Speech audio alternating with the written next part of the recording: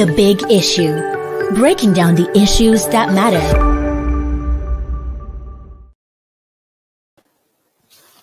Hello, everyone. You're welcome to Leadership Podcast.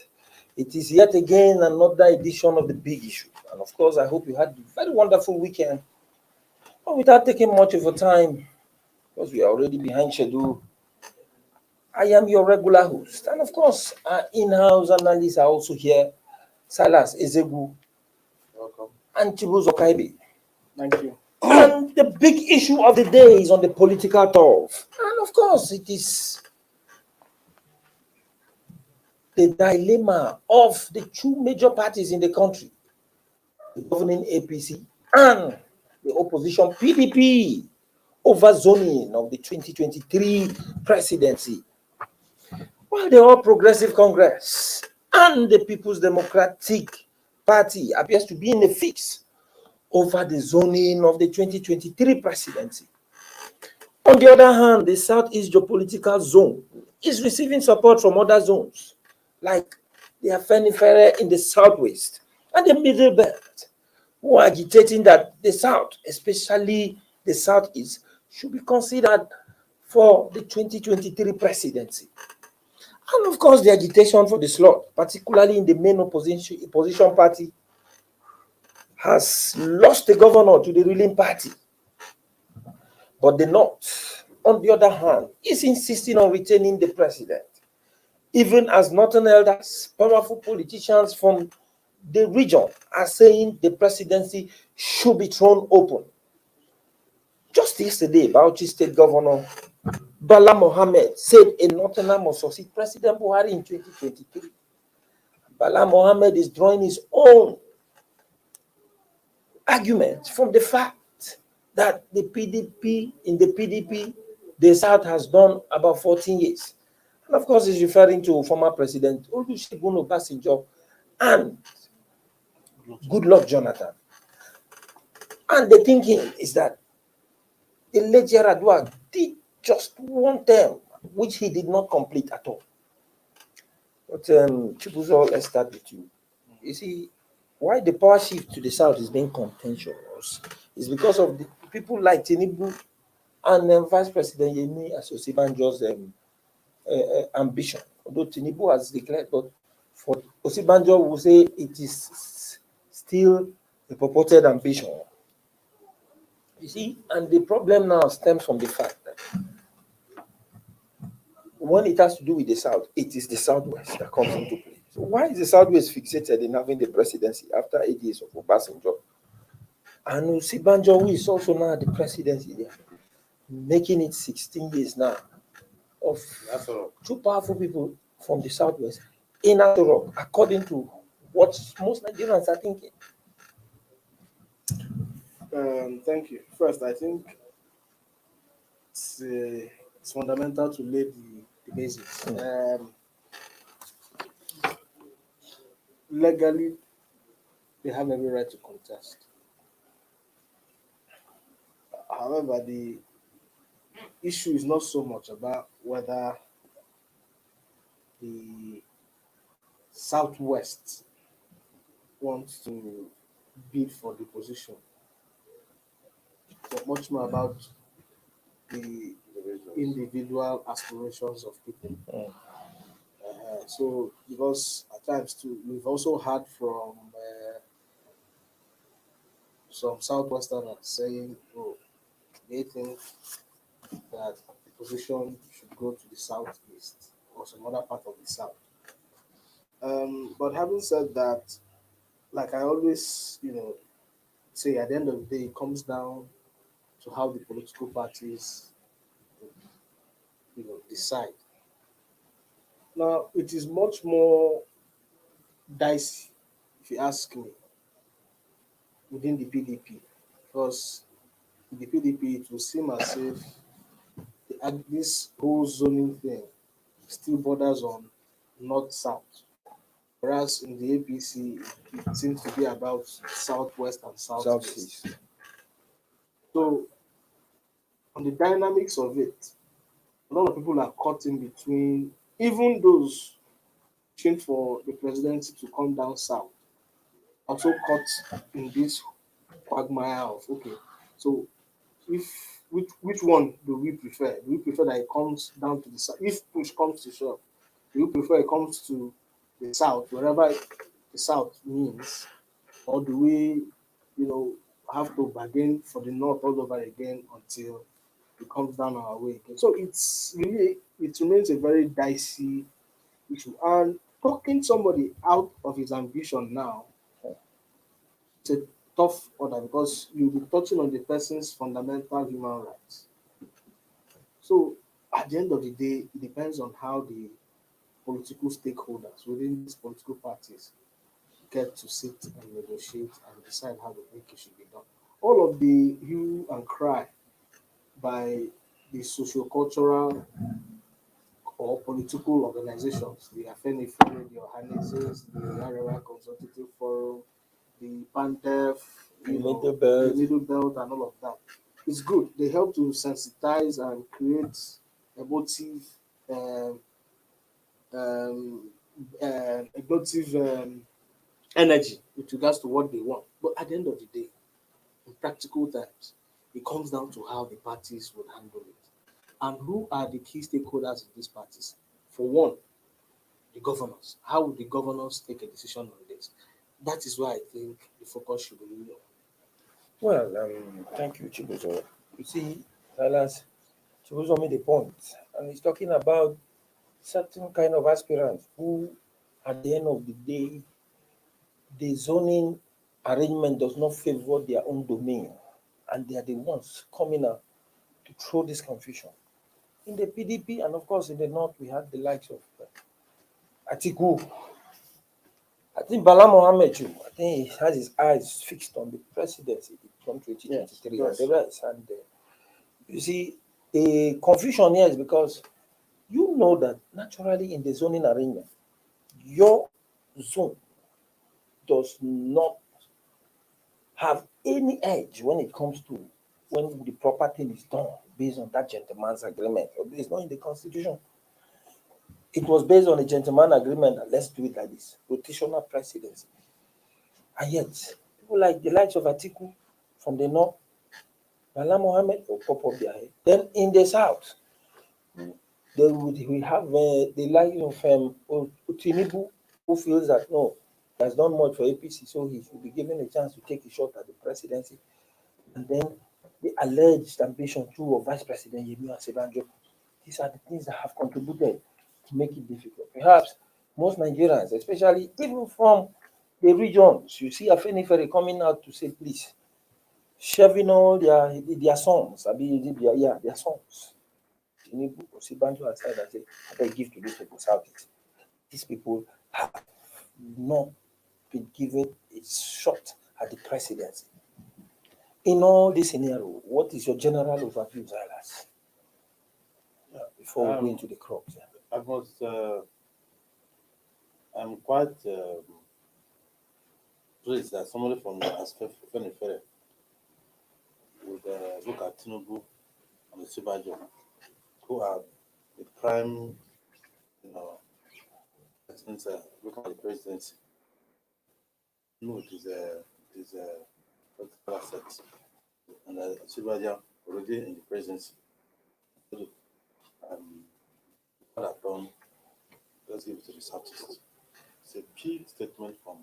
It shows somebody who's has a natural spirit of fairness. Okay, yeah, but Shiva was right when he said that Tinubu spoke about having a lifelong ambition, and it's going to take a lot to take part of it. You know. And I don't know him personally, apart from what I see of him in the politics. But there are people who would rather have the house burned down and give up what they have. So if you're that kind of person, you need to be better. But if you're able to convince him that for national security, huh, that you can sacrifice something for the interest of the nation, that will also make a piece of him, for him to make a piece of him. The party, like you said, the thing to come to the party to look at the ambition, look at the general interest of the party and the nation, and decide where to go. He cannot force himself on the party. He must have worked for the party. But somebody made a point and said, presidency is not a compensatory gift. It's not something you compensate somebody with. They're looking at, well, apart from those who can help the country move forward, we're also looking at someone who can also achieve some kind of balance and integrity and fairness in the polity. To question on agitation, there's no agitation per se coming from the southwest for the presidency. It's just individuals who want it and those who have opportunity.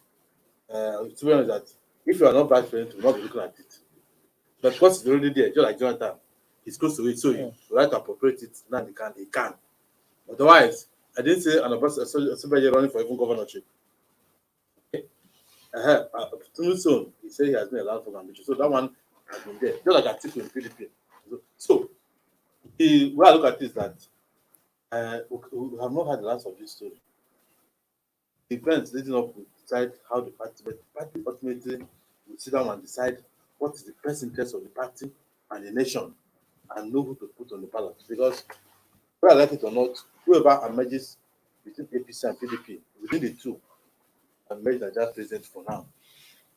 So it is important for the parties to look at all the arguments on the table and see which one favors the party first, and the nation first, and party what second.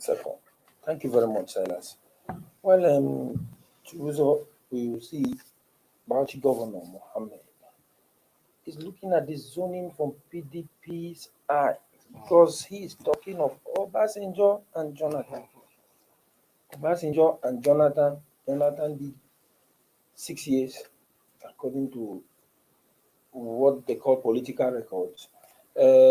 Obasanjo did 8 years, and for them, that is 14 years for the South alone since 1990. But the question here is, which should be the criteria to decide the zoning arrangement? Should it come from the point of view of the party? Is it from the PDP that, it's because of this, that is why the PDP want to give us a northern president? Or should we look at it generally away from party divide? Which do you think should be the best? First of all, I want to party Of course. And I wouldn't necessarily sit here and dismiss what the party thinks or what the people are clamoring for. But let me correct you before you continue. The point of correction. Yes. We are nobody will expect that I should look at it from the eyes of the party. Whatever we do here points to one thing. Between stubborn defense of position and fearless discussion, there is a nexus of understanding. And that nexus is that Nigeria should be kept as one, and then Nigerians should be better for it as one country. So I think you should be talking the minds of Nigerians and not of any party or politician. I cannot talk the minds of Nigerians. I can only speak for myself, because there are divergent views on this matter. It's an emotive issue. It's a sentimental issue. I know when it touches on sentiments, there is no way of putting a barometer on how everybody should think at time when it comes to sentiments. Yeah, because if a big issue was supposed to be a political party issue, that it will be the People's Party. So we, in the big issue, we are talking from the point of view of the people, the great mass of Nigeria, who some of these political arrangements should favor. Isn't it, China? That is the point. I can only yes. Exactly. That is the only thing I can do. I cannot be speaking for Nigeria. I cannot speak for Nigeria. I can only talk speak about what is the best interest of Nigeria. Exactly. In any case, I think the party will be mindful of how the people think, not just its members alone. Because, of course, even when you produce your candidate, if your candidate is not sellable, it becomes a problem. Every political party wants to be in power. So I think that will be focal on their minds. They will be thinking, okay, I have to, whoever we are presenting has to be accessible, not just to our party members alone, but to the voters.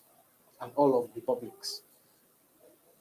However, too, for those who are within the party, that because it's all everybody is now arguing on the basis of fairness and equity. If you listen to what Bala Mohammed has said, would you say it is fair? It has been fair, that the party has been fair to the North? Some will tell you no, that the party has not been fair to that part of the country, because you just read out the facts on why they will think the party has not been fair. So they have their arguments. However, if you broaden it much more, you will see that a whole lot of Nigerians also think, okay, we cannot have a northern president back to back for 16 years. So that is where the dilemma is. A lot of Nigerians see the power sharing thing more as a north and south arrangement, not as a part of the north and the south of the south arrangement. That is where so the party leaders would have to sit down.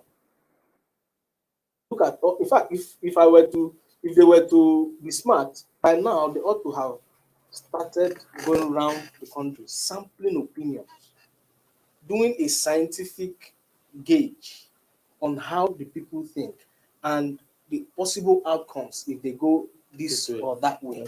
Any sensible political party ought to have started feeling the pulse of the people beyond just their party members. Throw up, the options. If you go this way, what happens? You can gauge that through scientific study. We have the opinion polls every time in the US, and that is why they are a much more advanced democracy. They would have done an opinion poll on this. You have your party secretariat spread across everywhere, so you have outlets on which to get the kind of feedback you would want. If they are objective and they are serious about it, even if it requires holding town hall meetings. So by now, where you ought to have started the process. But the challenge has always been, and that was why I went back. I'm going back to how I started. That at the end of the day, it comes back to the party. And who do I mean by the party? The power brokers, chief of whom are the governors. And we saw how they did the National Convention recently. A couple of them just sat down and did the allocation of party offices and said, okay, you are from this region. You should discuss among yourselves. Give us somebody. No, you are from this region. Sit down. Give us somebody. And that was how they came up with what they did. However, the reason why we didn't have so much tension arising from that is probably because they're the opposition now, and probably because it's still an internal party issue. But they will be dealing this time with a broader audience, different publics, watching, being mindful of what they do. So it's up to them to decide what they intend to do about this. Yeah, you see, and Silas, just like what we're saying here, even though Chibuzo decided to parry on it. When I say the big issue is a platform where we try to push the interest of the people, or we talk for the people. Chibuzo says a lie, but what did he do now? Everything he said now boils down to making a case for the people, and he is trying to say that in the zoning arrangement and in the decision on zoning, Nigeria should be carried along. Consultation, parties ought to go out, feel the pulse of the people, either by town hall meeting, sit down with them, hear what they think before they come to make judgments. Yes, but time is against us now. But before you go, let me add something to address very briefly before we close. In the Asaba Declaration, the governor says power must shift to the south for equity and fair play after 8 years of the north. But some southwest politicians, according to some Nigerians, tend to be thwarting that order because they feel they are in a vantage position from the south, in the south. And they are talking about the southwest. That is why the north is insisting it must be thrown open, the presidency, since there seems to be no fair play there, even among people from the south. Don't you see, that is another point that is causing some of these northern power brokers to say, oh, in that case, let it be thrown open. No, if this issue of throwing open, I think it's just a few people having, just like you said in Southwest, those who have interest. It's not a collective thing about the North. There's a movement in the north that said the power should go to the south. The Middle Belt Forum, which is a big forum too, has been singing it every time that they can, from the rooftop, that this power must shift. But don't forget that the Northern Elders Forum say They are not. No. They are not advanced to power coming down south. to the south. They're only saying you can't muscle us. Yeah, don't make it as if And it's you are come, beating us with a stick. They say no, they said that power should go to the south, but we should not make it as if, okay, if you don't give us, we're going to flog you, or it's a must. And the last time pointed out that even when the power was in the south, people from some other guys contested when it was at home. So that's about it. So the issue is that I think in the interest of the country, the power needs to move to the south. That one is even those in the north know that power. That's the part that if you look at the APC, they're not looking at, if you see those running for the chairmanship, they are people from the north. So, in their mind already power has gone to the south. To the south. Okay. The PDP should also remember that the country is a bigger pool than just mere party. And if the mindset of Nigeria is that the power should go to the south, if they do otherwise, they find out they're going to lose fourth ground. Even the ground they are supposed to capitalize on the pitfalls of this government, and so they can come to power.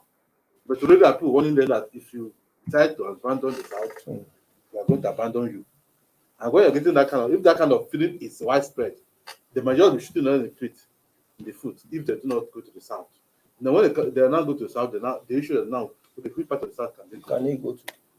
There's an argument that in order to have a sense of belonging to all parties, since the South are taking the presidency, that they should go to the southeast.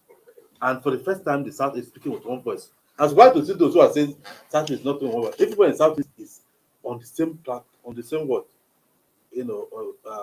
page, that the power should come this time around to the southeast. And are getting support from Afenifere speakers and from Middle Belt. So it's up to the southeast to look at it. They don't go and negotiate their way out. Okocha said it today that for justice sake, let this thing come. Any country where there's no justice, there will be no peace there. So for justice, let it come down to the southeast. If you come to the southeast, for instance, what they did in 1999, Nigeria has gone through that road before. 1999, Obono was an APP candidate. Because he saw that the movement is for not just allow the Southwest to produce a president. He gave up his what? He said, and at that time AD had only one state, that was Lagos. But then PP had many states in the north. LPP that AD had states in the southwest. In the southwest, the only in the southwest. But he had in the north. But he gave up and joined forces with what? Even though they didn't win, but that was the way accepting that the power should go to the southwest, because what happened with June 12, 1993. So if they want to do a kind of, they can also do it as well. So look, the two parties take from the southwest, so that all this agenda will not be, but we end. And after you have done that, then you can say, okay, look, after this one, let the best candidate always emerge. Let us complete this circle, then we now say, okay. Going forward, let us have the best candidate in the position and mention. In that case, nobody will not say we've not been there. Thank you very much, Silas. Well, that is the much we can take for today's edition of the big issue. The issue of zoning is still an unfolding issue. And of course, the two major political parties in the country are in a dilemma. And of course, the whole thing is tricky. And even among themselves, it's like the APC and the PDP are actually doing hide and seek game, waiting to see where the zoning will come. So the delay is there. And of course, as some events unfold, we will soon know what is amiss. Thank you for keeping tab with us. Join us same time tomorrow for another edition of the big issue. You have a wonderful day. Thank you for watching. For sponsorship and advert placements, please contact 080-3688-6158. Last Word Leadership Podcast Studio. You have the last word.